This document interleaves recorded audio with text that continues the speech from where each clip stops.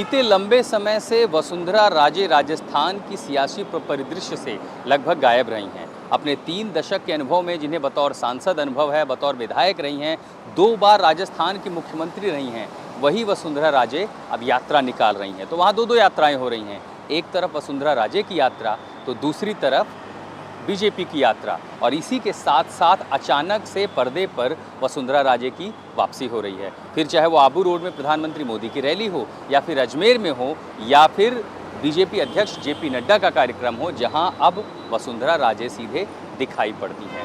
दरअसल बीजेपी का वो चेहरा राजस्थान में जिसके आगे बाकी सबकी चमक फीकी पड़ जाती है। चाहे उनकी रैलियों में आप लोगों का हुजूम देखें, चाहे उनकी भाषा के तेवर देखें, या फिर वसुंधरा राजे की शख्सियत को देखें, उनके सामने और कोई उस कद का दिग्गज नेता राजस्थान में दिखाई नहीं पड़ता हो। और जब कांग्रेस अशोक गहलोत के चेहरे पर चुनाव लड़ रही है, ऐसे में बीजेपी द्वारा चेहरे पर कोई फैसला फिलहाल न लिया जाना कहीं न कहीं एक बड़ी मुश्किल तो है, लेकिन उसके पास ताकत भी है कि जहां उसके पास सतीश पूनिया, गजेंद्र सिंह शेखावत जैसे नेता हैं, वहीं उसके पास सबसे बड़ा हुकुम का इक्का है वसुंधरा राजे सिंधिया। दरअसल ये पहली यात्रा वसुंधरा राजे की नहीं है। इसके पहले वो 2002-2003 में यात्रा निकाल चुकी हैं।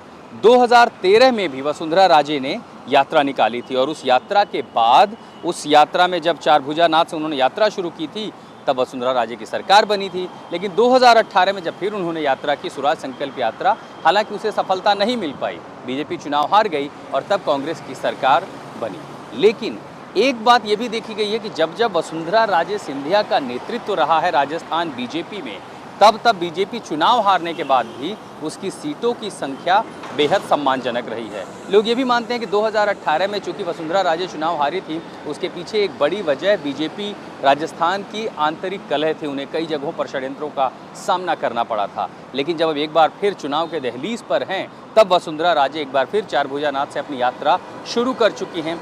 कई ज़िलों में जाएंगी, और इसीलिए माना जाता है कि उनकी खासियत भी है, चाहे धार्मिक आस्था, वसुंधरा राजे की अपनी प्रतिष्ठा और उनका जो हिंदुत्व का चेहरा, इसके साथ साथ जातीय सामंजस्य जो वो बिठाती हैं, चाहे वो जाति हों, राजपूत हों, या फिर दूसरे तमाम जो जातियां हैं राजस्थान की, उन सब के बीच सामंजस्य बिठा करके उनको एक अपने साथ रखना, काडर के ऊपर, यानी जो आपके समर्थक हैं, आपके कार्यकर्ता हैं, उनको नेतृत्व देना, इन सब में वसुंधरा राजे सिंधिया को महारत हासिल है। हालांकि ऐसा भी वक्त आया कि जो पिछले कई उपचुनाव हुए, तब वसुंधरा राजे सिंधिया को कमान नहीं दी गई, वो चेहरा नहीं रही, और जब ऐसा हुआ कि सतीश पूनिया को सामने लाया गया, बीजेपी का नेतृत्व सौंपा गया, तब तो लगभग वसुंधरा राजे गायब हो गई थी। और उसका खामियाजा बीजेपी को उठाना पड़ा कि कई सारे उपचुनाव हुए, और चाहे मांडवा की हो या दूसरी सीटें हों, ऐसे उपचुनाव में बीजेपी को हार का सामना करना पड़ा था। और शायद इसीलिए अब ये समय दिखाई पड़ता है कि अचानक से, चाहे प्रधानमंत्री की सभाएँ हों,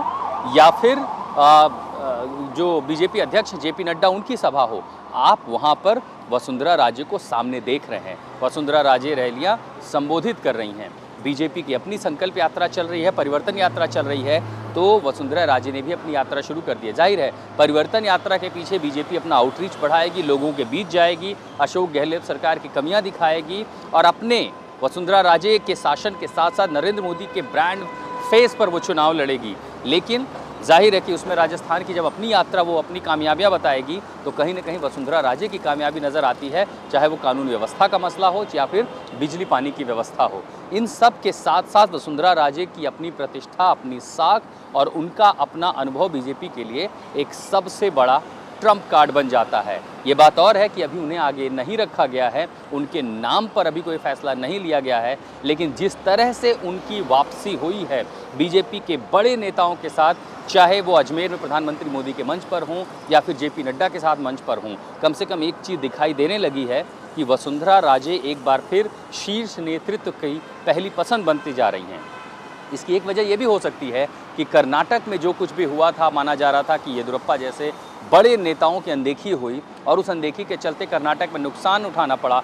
शायद वहाँ से सबक लेते हुए बीजेपी एक कोशिश ये करे कि राजस्थान में वसुंधरा राजे जैसे पुराने दिग्गज अनुभवी नेताओं की अनदेखी न हो। और जाहिर है, वसुंधरा का अपना पिछला अनुभव, चुनावी उनकी महारत, उनकी शख्सियत, और उसके साथ साथ जो जातियों के बीच जो अपने वोटरों के बीच उनकी पकड़ है, इन सब को देखते हुए एक बार ऐसा लगता है कि वसुंधरा फिर फ्रंट फुट पर खेलने की तैयारी कर रही है। चुनाव आज तक के साथ मैं आशुतोष मिश्रा।